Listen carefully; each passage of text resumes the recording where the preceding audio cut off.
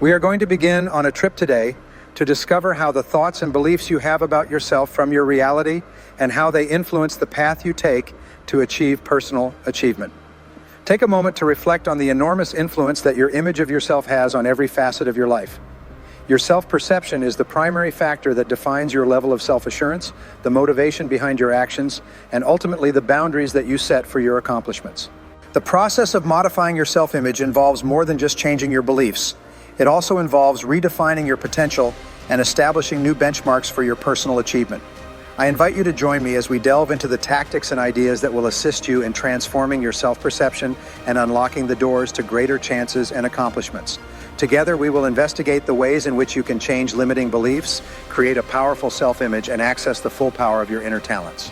We would like to welcome you to a life-changing journey in which each new understanding will lead you to a more self-empowerment and fulfillment perspective of yourself. You should get ready to be motivated and provided with the resources necessary to alter the way you think about yourself and enable you to realize your full potential.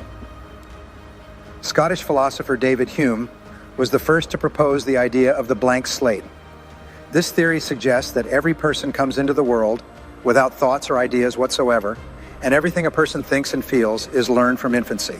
It's as if a child's mind is a blank slate, where every person who interacts and every experience leaves a mark. The adult becomes the sum total of everything they have learned, felt, and experienced as they grew up. What the adult does and becomes later is the result of this early conditioning. As Aristotle wrote, everything that is impressed is expressed. Perhaps the greatest breakthrough in the field of human potential in the 20th century was the discovery of self-concept. This is the idea that every person develops a set of beliefs about themselves from birth.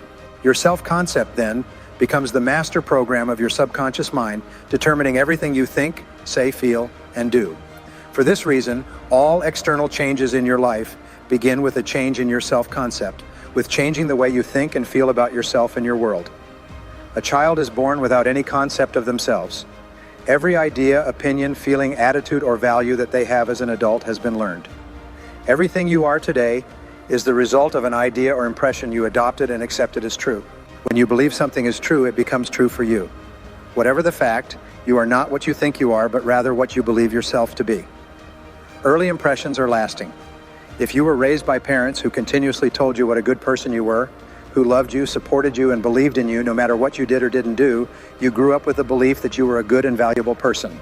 By the age of 3, this belief will be solidified and become a fundamental part of how you see yourself in relation to your world. From then on, no matter what happens to you, you will cling to this belief. It would become your reality.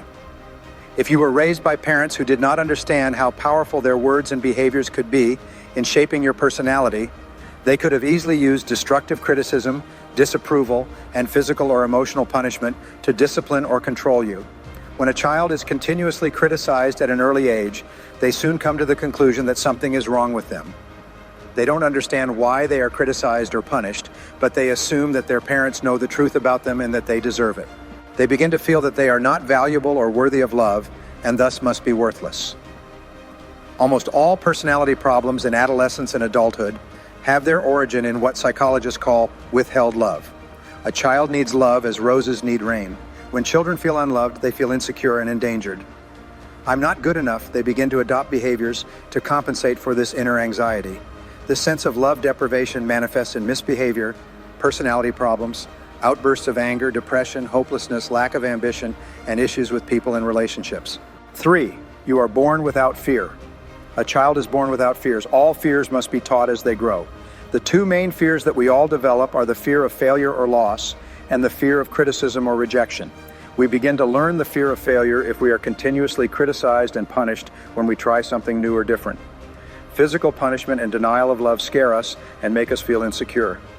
Soon we begin to believe that we are too small, too weak, incompetent, inadequate, and incapable of doing something new or different. We express that feeling with "I can't." Every time we think about doing something new or challenging, we automatically respond with feelings of fear, trembling, and upset stomach. Fear of failure is the primary reason for failure in adult life. As a result of destructive criticism in childhood, we hold back as adults, underestimate ourselves, and give up before even trying for the first time. Instead of using our amazing minds to figure out how to get what we want, we use our reasoning ability to create reasons why we can't and why the things we want are not possible for us. 4, The need to be loved. The second major fear that holds us back, undermines our confidence, and destroys our desire for a happy life is the fear of rejection and its expression, criticism. This emotion is learned from early childhood as a result of our parents expressing disapproval whenever we do something they don't like or fail to do something they expect. The fear of not being loved and being alone is so traumatic for a child that they soon adapt their behavior to do anything they believe will gain their parents' approval. They lose their spontaneity and uniqueness. So they think, I have to do what mom and dad want me to do, or they won't love me, and I'll be completely alone. As an adult, a child raised with what is called conditional love, as opposed to unconditional love, the greatest gift one person can give to another, becomes hypersensitive to the opinions of others. In its extreme form, they cannot do anything if there is the slightest possibility that someone else might disapprove. They project their childhood relationship with their parents onto the important people in their lives: spouse, boss, relatives, friends, authority figures, and desperately try to earn their approval, or at least not lose it. The fears of failure and rejection caused by destructive criticism in early childhood are the fundamental causes of most of our unhappiness and anxiety as adults. We feel that I can't or I have to continuously. The worst feeling is when I can't but I have to, or I have to but I can't. We want to do something but we fear failure or loss, or if we're not afraid of loss, we're afraid of disapproval.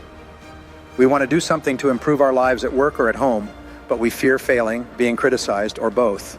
For most people, fears govern their lives. Everything they do is organized around avoiding failure or criticism.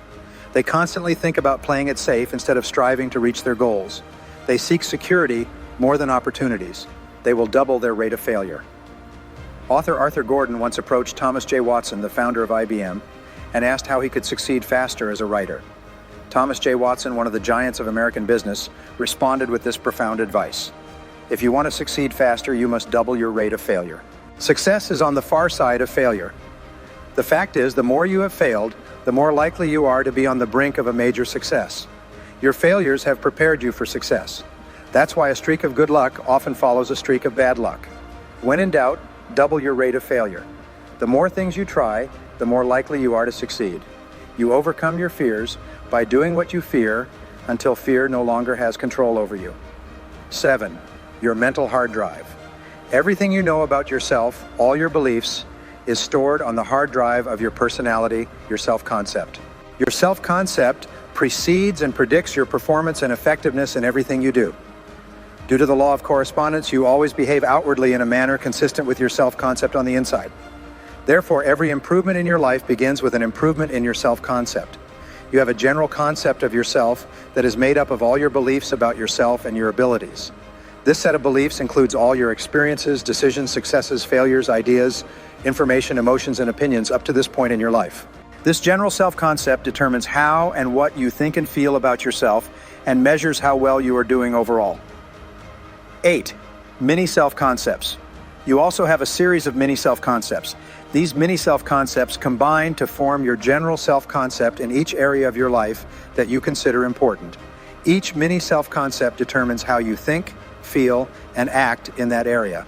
For example, you have a self-concept about how healthy and fit you are and how much you eat or exercise. You have a self-concept about how pleasant and popular you are with others, especially with members of the opposite sex. You have a self-concept about what kind of spouse or parent you are, how good a friend you are to your friends, how intelligent you are, and how well you learn. You have a self-concept for each sport you play and for each activity you engage in, including how well you drive your car. You have a self-concept about how well you do your job and how well you perform each part of your job. You have a self-concept about how much money you earn and how well you save and invest it. If you want to earn more money, you have to change your beliefs about yourself in relation to each of these areas. As we come to the end of our conversation, it is important to keep in mind the following fundamental observation. Your self-perception is the lens through which you view and influence the world around you. If you change the way you think about yourself, you will be able to access an infinite number of opportunities and pave the way for exceptional accomplishments. Beginning the process of altering the thoughts that you have about yourself is one of the most significant stages that you can take toward achieving personal and professional development. You should adopt the principles and techniques that we have discussed today with a sense of commitment and self-assurance. When you begin to change your perception of yourself from one of limitations to one of possibilities, you will discover that your behaviors, decisions, and outcomes will begin to reflect this transformation. I am grateful that you have chosen to accompany me on this life-changing trip. It is my hope that you will take the knowledge you have received today with you and continue to cultivate a powerful and optimistic vision of yourself. Allow this fresh viewpoint to serve as a compass for you in all of your endeavors, moving you toward success, fulfillment, and a life that reflects your fullest potential. Remember that altering the way you think about yourself is not simply a step. It is a leap toward building a future in which your ambitions become a reality and your potential are realized to their maximum extent. Keep in mind, until we meet again,